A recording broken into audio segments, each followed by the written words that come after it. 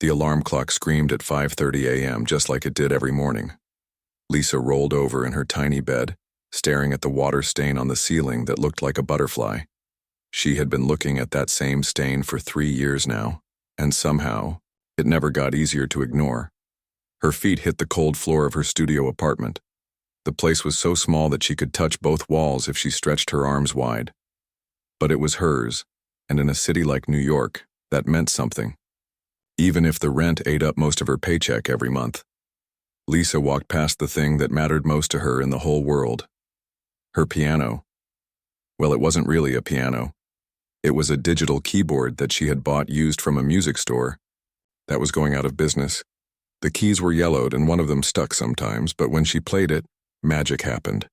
She had exactly 20 minutes before she needed to catch the subway to work. 20 minutes to touch the keys and remember who she really was.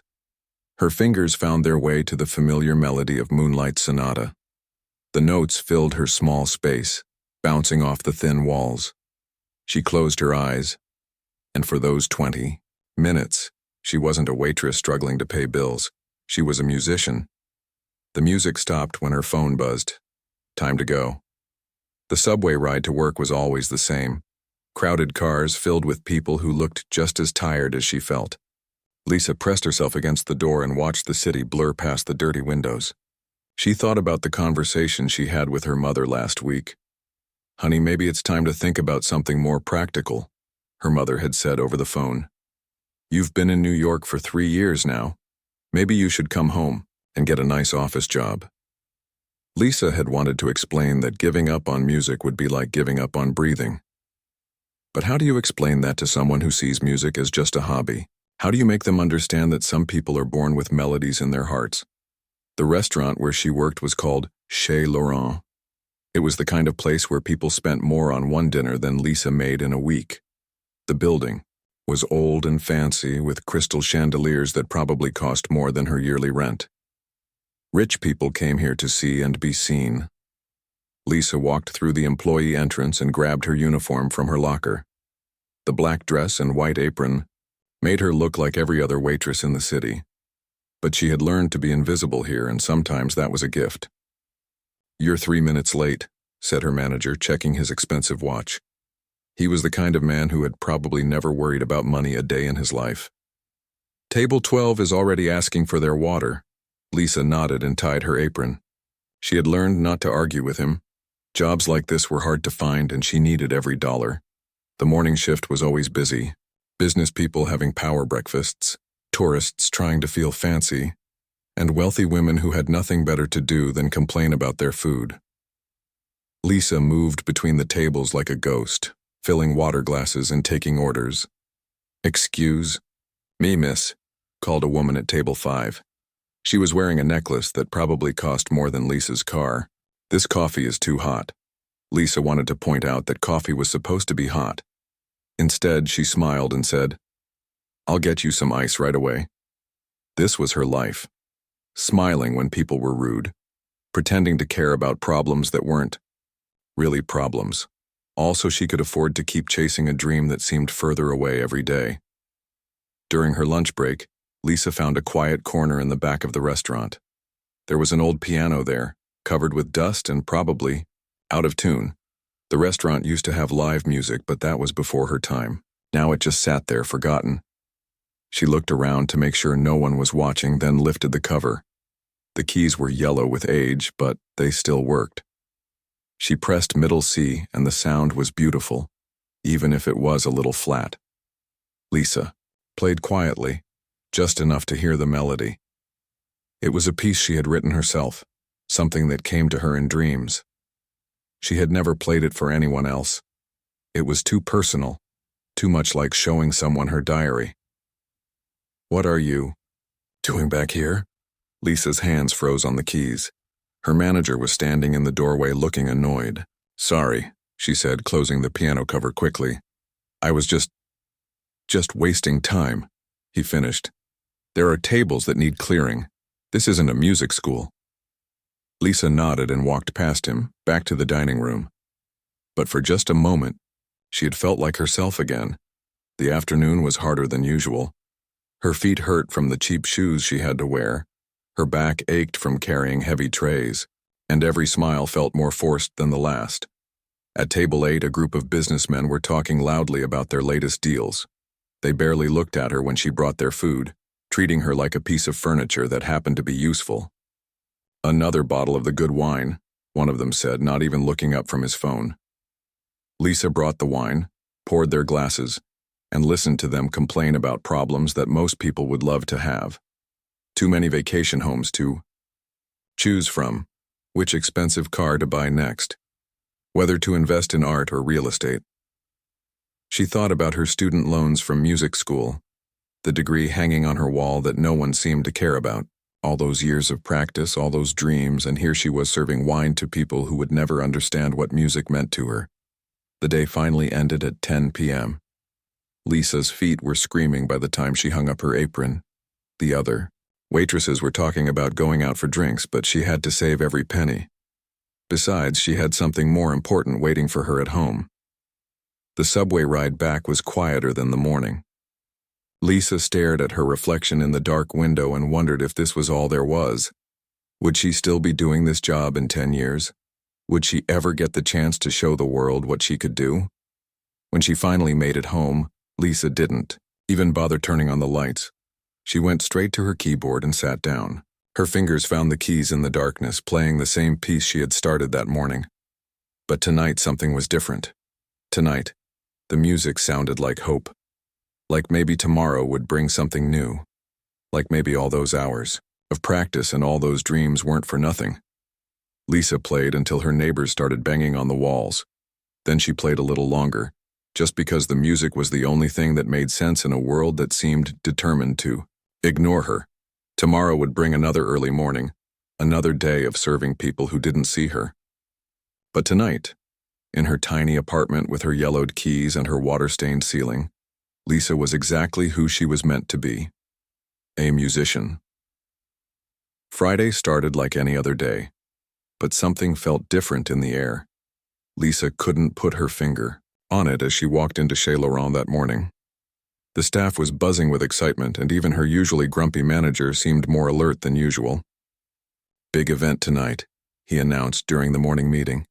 "Very important people.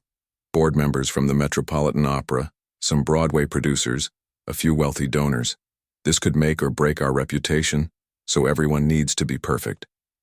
Lisa's heart skipped a beat when she heard Metropolitan Opera. These were the people who lived in the world she dreamed about. The world where music mattered more than anything else. The restaurant looked different too. The regular dining room had been transformed into something even more elegant. Fresh flowers everywhere, the best china, and candles that probably cost more than Lisa made in a day. But what caught her attention most was the beautiful black piano that had been moved to the center of the main dining area. It was a real piano, this time. Not the dusty old thing in the back corner, but a gorgeous grand piano that gleamed under the crystal chandeliers. Lisa found herself staring at it during every spare moment, imagining what it would feel like to play something so perfect. "Stop daydreaming and focus," her manager snapped as he caught her looking at the piano for the third time that hour. "Tonight is not about you. It's about making sure these guests have everything they want." The afternoon flew by in a blur of preparation. Lisa helped set up the special dining room, polished wine glasses until they sparkled, and went over the evening's menu until she could recite it in her sleep.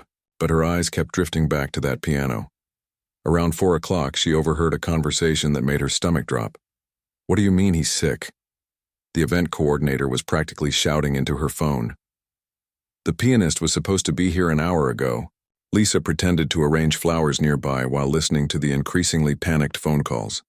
The hired musician had come down with food poisoning and couldn't perform. The coordinator was calling every pianist in the city, but it was Friday evening and everyone was already booked. "This is a disaster," the coordinator muttered to Lisa's manager.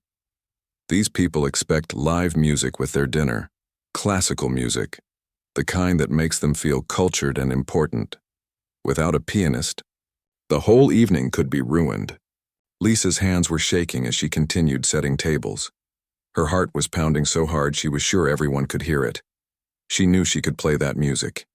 She had studied it for years, practiced it until her fingers moved automatically. But the idea of speaking up seemed impossible. The guests started arriving at 7 p.m., and Lisa had never seen so many expensive cars in one place. Men in tuxedos, and women in gowns that probably cost more than most people's yearly salary. They moved with the confidence that comes from never having to worry about money.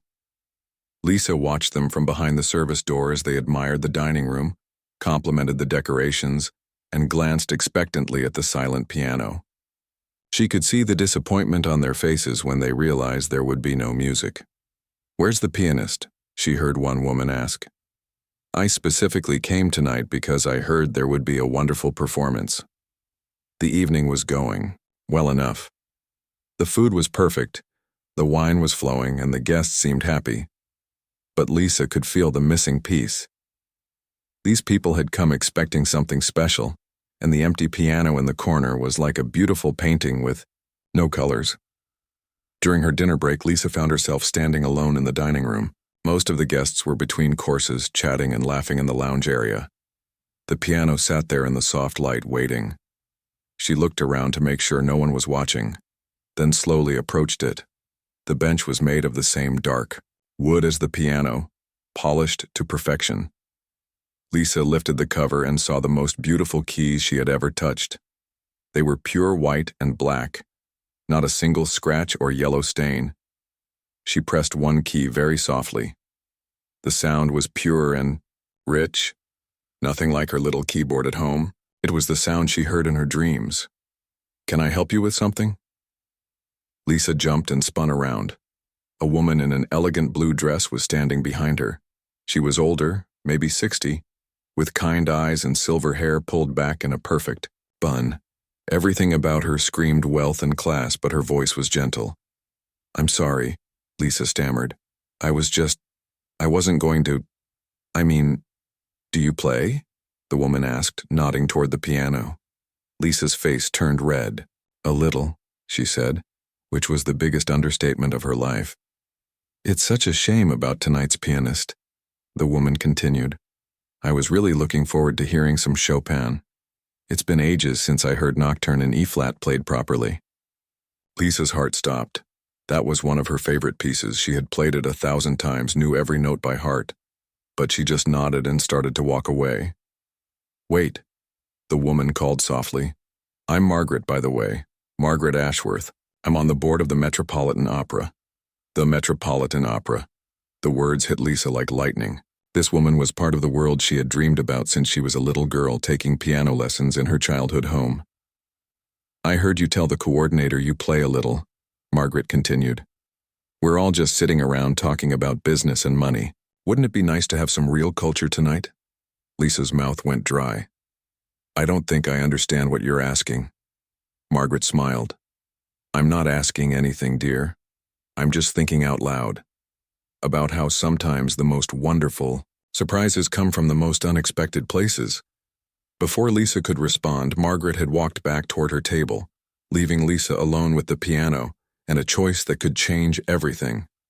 The rest of the dinner service passed in a haze. Lisa brought plates and poured wine, but her mind was somewhere else entirely. Every time she looked at the piano, she could hear Margaret's words. Every time she saw the disappointed faces of the guests, she felt a pull in her chest. It was almost 9 p.m. when she overheard her manager talking to the event coordinator. "Maybe we should just skip the music portion," he was saying. "Tell them we're having technical difficulties." "These people donated millions to the arts this year," the coordinator replied. "They came expecting to be inspired. We can't just skip the best part of the evening." Lisa was carrying a tray of empty wine glasses when she made her decision. Her hands were shaking so badly she was afraid she might drop everything. She set the tray down carefully and walked toward her manager. "Excuse me," she said quietly. "I might be able to help with the music situation." Her manager looked at her like she had lost her mind. "What are you talking about?" "I studied piano," Lisa said, her voice getting stronger.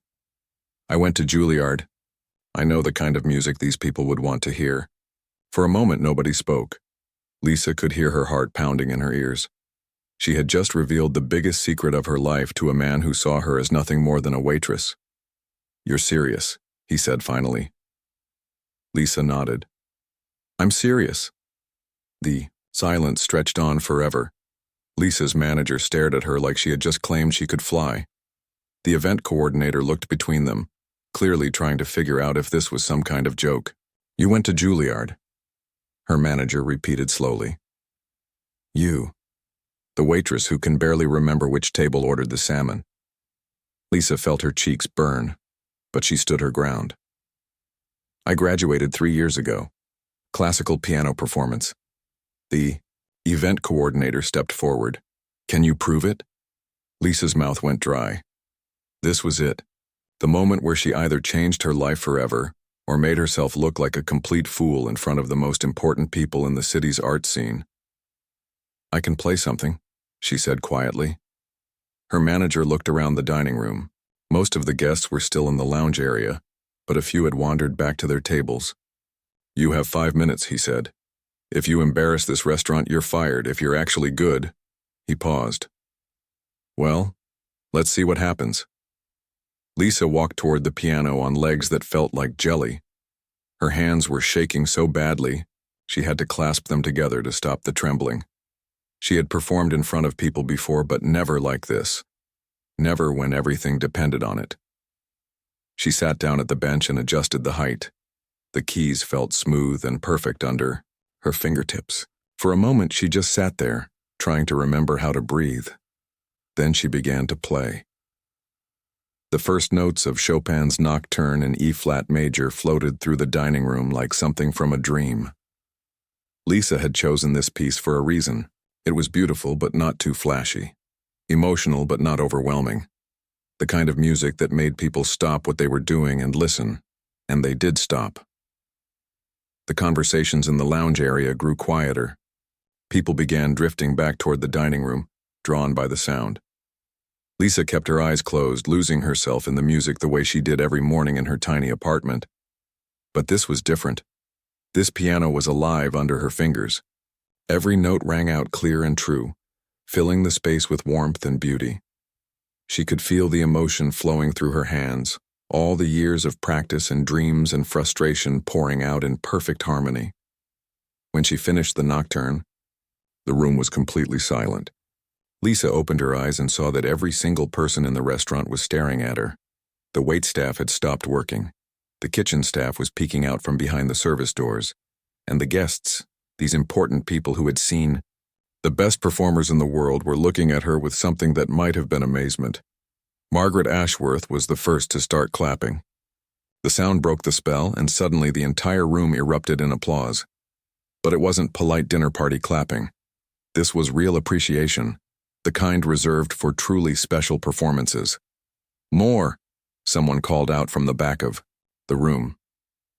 Lisa looked at her manager, who was standing with his mouth hanging open. He nodded slowly as if he couldn't quite believe what had just happened. She turned back to the piano and began Debussy's Clair de Lune. This piece was more challenging, with delicate passages that required perfect control. But Lisa's nerves had disappeared. She was home now, in the place where she belonged. The music seemed to transform the entire atmosphere of the restaurant. The harsh lighting felt softer. The expensive decorations looked more elegant. Even the air seemed to sparkle with possibility as she played. Lisa noticed that people were putting down their phones. Conversations had stopped completely. A woman at table 6 had tears in her eyes. A man near the window was leaning forward, completely absorbed in the music. This was what she had always dreamed of. Not just playing music, but sharing it.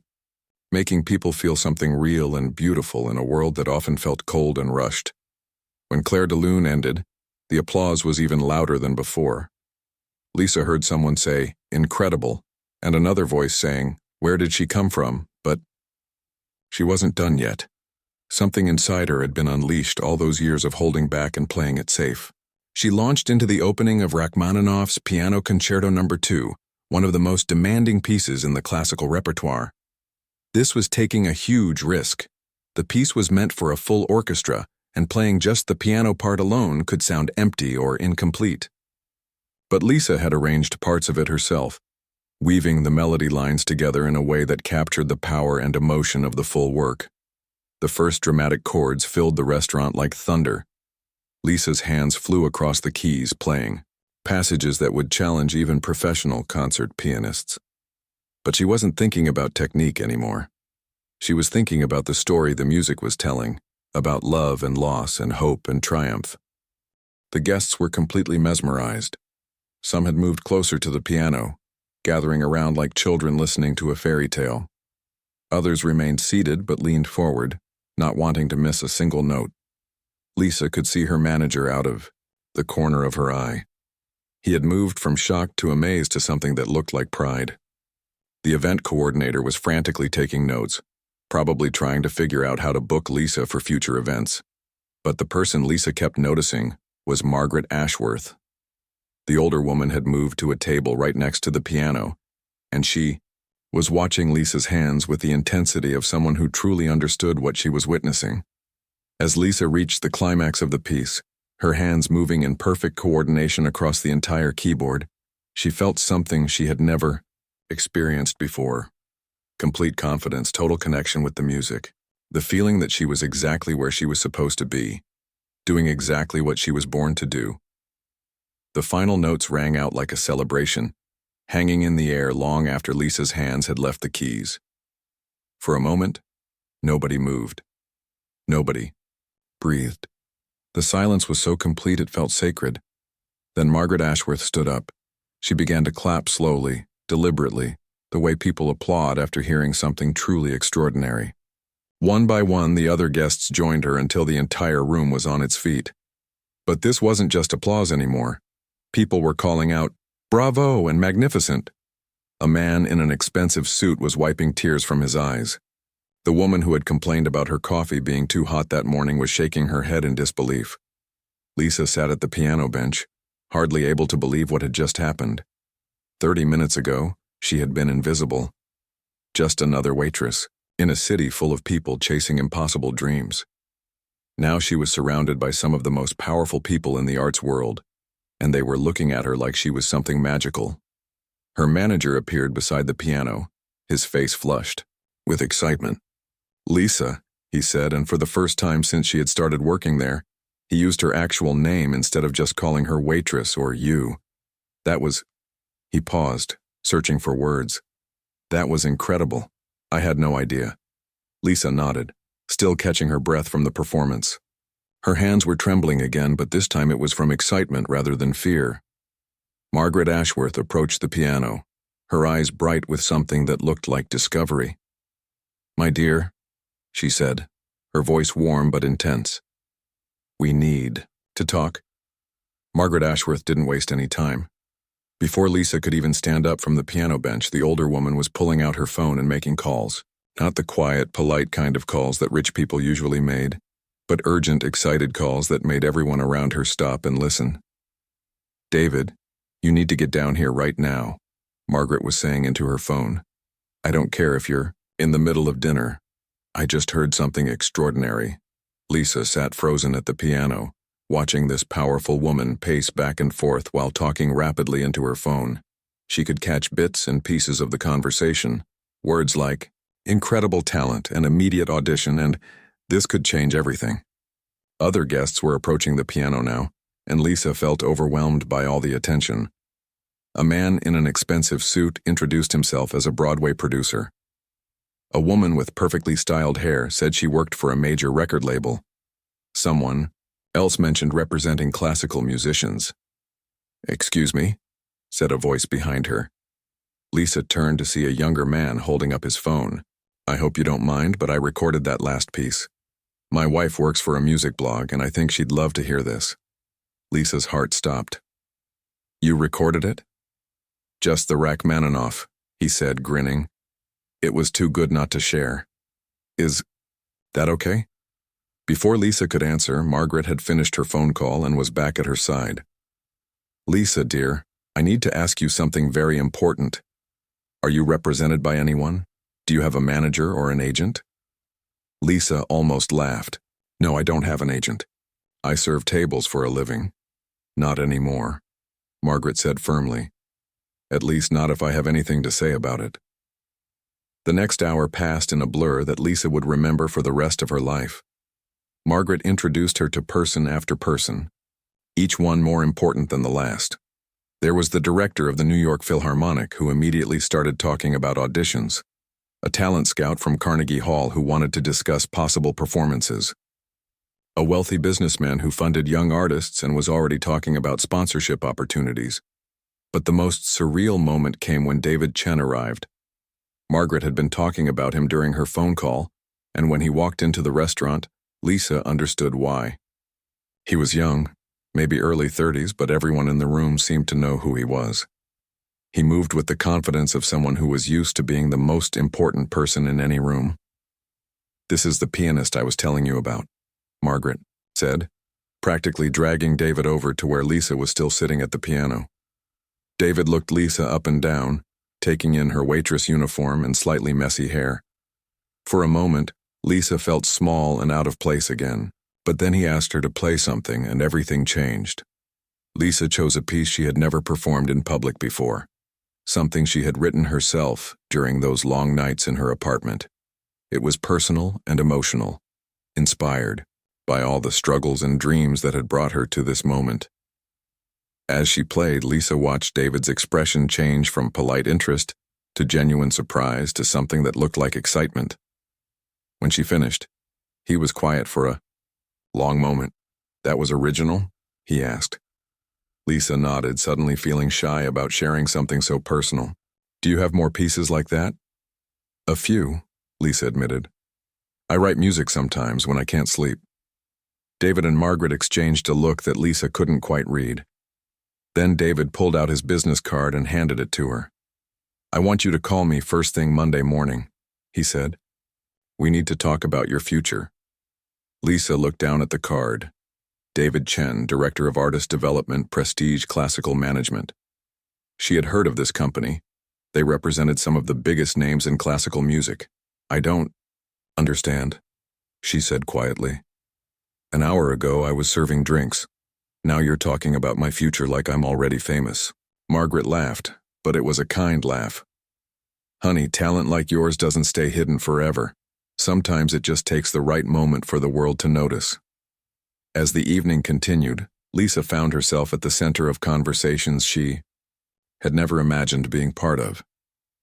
People were discussing recording contracts and performance schedules and publicity campaigns. Someone mentioned a prestigious charity gala next month that needed a featured performer. Another person brought up an opening with a touring classical ensemble. The man who had recorded her performance showed Lisa his phone. "Look at this," he said excitedly. "I posted that video 20 minutes ago and it already has 500 views." Lisa stared at the screen.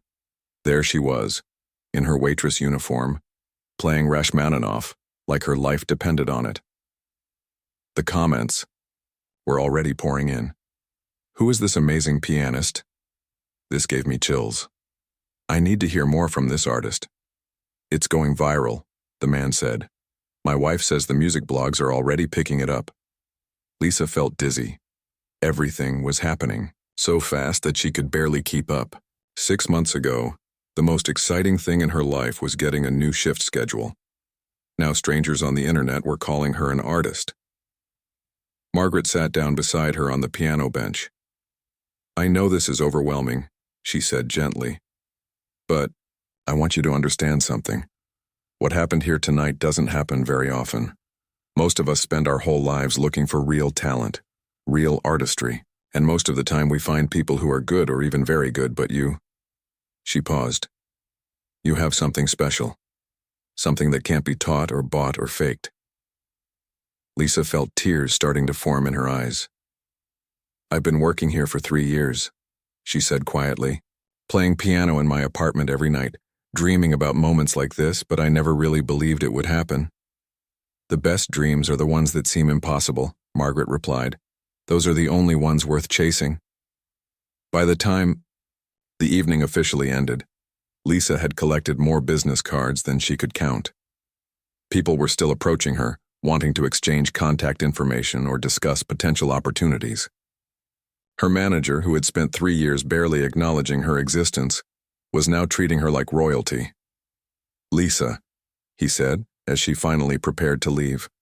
"I hope you know that you'll always have a job here if you want it, but something tells me you won't be needing it much longer." Lisa looked around the restaurant that had been her workplace for so long, the piano where she had just changed her life forever, the tables where she had served countless meals to people who had never really seen her. It all looked different now, like a stage where the most important performance of her life had just taken place. As she walked toward the employee exit for what she somehow knew would be the last time, Margaret caught up with her.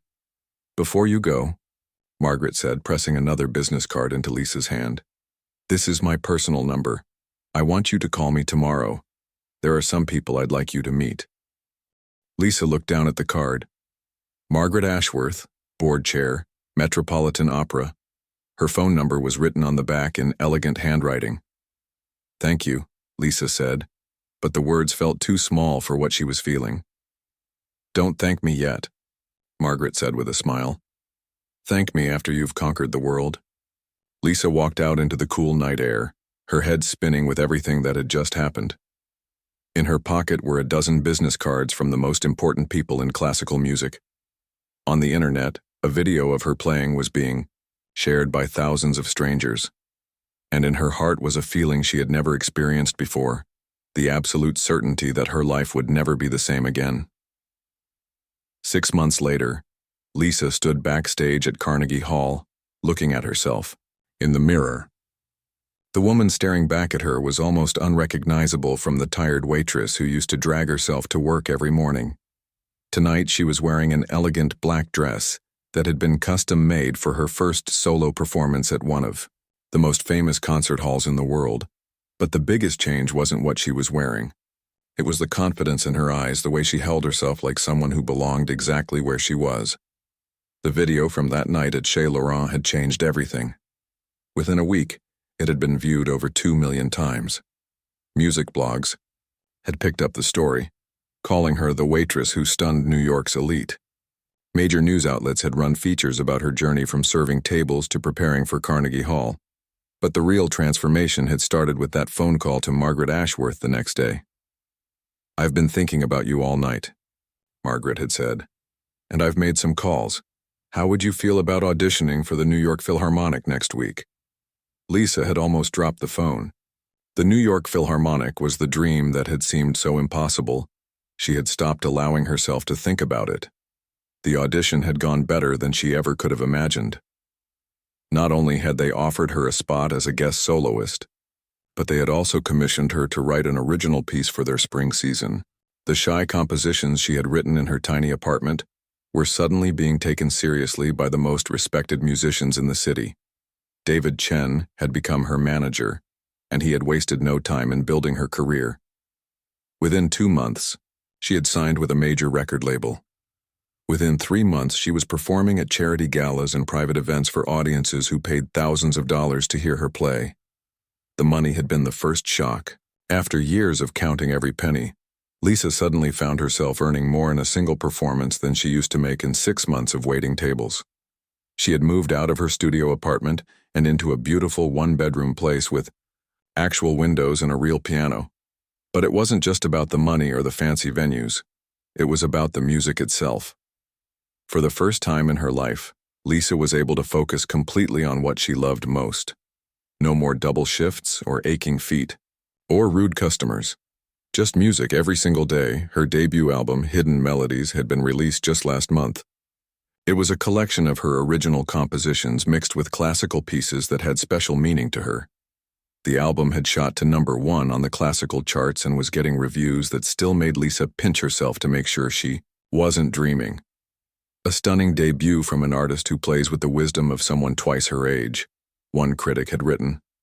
Lisa's compositions are deeply personal, yet universally moving, and her technical skills are matched only by her emotional depth. Tonight's performance was the culmination of everything that had started in that restaurant 6 months ago.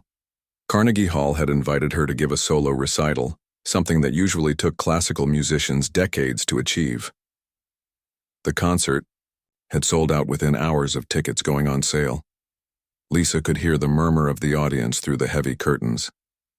Nearly 3,000 people had come to hear her play, Among them, she knew, were Margaret Ashworth and David Chen, along with many of the people who had first discovered her that night at Chez Laurent. But the person she was most excited to see was her mother, who had flown in from their hometown for the concert. The same mother who had worried about Lisa's impractical dreams was now sitting in the front row of Carnegie Hall, probably crying with pride. 5 minutes, called the stage manager. Lisa took a deep breath and walked to the side of the stage, where she could peek out at the audience. The concert hall was magnificent, with its warm wood and perfect acoustics. This was where the greatest musicians in history had performed, where careers were made and legends were born. She thought about her old keyboard with its sticky keys, about all those mornings when she had practiced in her tiny apartment before, rushing off to serve coffee to people who didn't even see her. She thought about the fear she had felt walking up to that piano at the restaurant, not knowing that her entire life was about to change. The stage manager gave her the signal, and Lisa walked out into the bright lights. The applause was thunderous, washing over her like a warm wave. She could see faces in the audience, people who had come from all over the world to hear her play. Lisa sat down at the magnificent concert grand piano and adjusted the bench. The audience grew quiet. 3,000.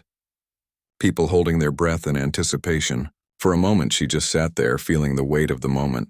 Then she began to play. She had chosen to open with the same piece that had started everything, Chopin's Nocturne in E-flat major. But tonight it sounded different, richer, more confident, informed by all the experiences of the past 6 months. As the familiar melody filled the concert hall, Lisa felt like she was telling the story of her journey, from those lonely nights in her apartment to this incredible moment. The audience was completely silent, hanging on every note. Lisa moved through her program with growing confidence, playing pieces by Rachmaninoff and Debussy, then transitioning to her own compositions. When she played the piece she had written about her struggles as a waitress, she could see people in the audience wiping away tears. But the most meaningful moment came when she performed a brand new composition, something she had written just for this concert. She had called it Second Chances, and it was about how life could change in an instant if you were brave enough to take a risk. As the final notes faded away, the silence stretched on for what felt like forever. Then the entire audience erupted, in a standing ovation that went on for nearly 10 minutes. People were shouting bravo and throwing flowers onto the stage. Lisa stood at the piano, overwhelmed by the response. This was beyond anything she had ever dreamed of. But as she looked out at the cheering crowd, she wasn't thinking about fame or success or record sales. She was thinking about music and how it had the power to connect people across all the barriers that usually kept them apart. After 3 encore pieces, Lisa finally left the stage. Backstage, she was surrounded by congratulations and interview, requests and offers for future performances. But the moment that mattered most was when her mother wrapped her in a hug and whispered, "I always knew you were special. I just didn't know how special." Later that night, Lisa found herself back in the empty concert hall, sitting alone at the piano one more time. The lights were dim and the audience was gone, but she could still feel the magic of what had happened. She played quietly, just for herself, the same way she used to in her apartment all those months ago. But everything was different now. She wasn't playing to escape from her life anymore, she was playing to celebrate it. The video from that Friday night at Chez Laurent now had over 50 million views. People still commented on it every day, sharing their own stories of dreams that seemed impossible. Lisa had started a foundation to help other struggling artists, offering scholarships and performance opportunities to people who might otherwise never get a chance. She thought about the woman she used to be, serving coffee and dreaming of moments like this. That woman had been brave enough to walk up to a piano when it mattered most. She had been brave enough to risk everything for one chance to show the world what she could do. As Lisa played the final notes of her private concert, she smiled. Tomorrow would bring new challenges and new opportunities. But tonight she was exactly where she belonged, doing exactly what she was born to do. And it all started with one moment of courage on a Friday night when a waitress decided to play piano for a crowd that would never forget what they heard.